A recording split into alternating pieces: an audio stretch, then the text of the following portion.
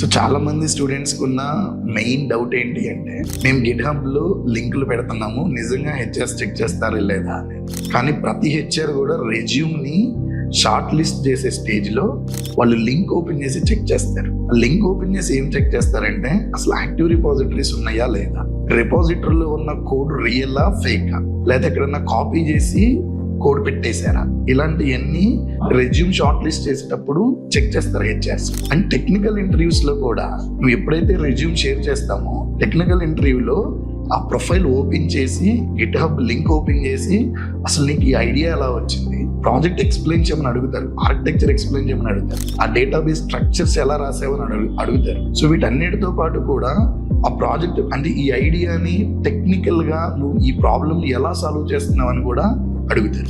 And next ఏంటి అంటే, ఎక్కువగా గిటప్ ప్రొఫైల్లో చెక్ చేసేది ఏంటి అంటే యాక్టివ్ రిపాజిటరీయా కాదా. If it is active repository, regular గా కోడ్ కమిట్ చేస్తున్నారా, లేదంటే ఎక్కడన్నా ChatGPT నుంచో లేదంటే జెమినై నుంచో ఏ టూల్స్ యూస్ చేసి కాపీ పేస్ట్ చేస్తున్నారా లేదన్నది కూడా చెక్ చేస్తారు.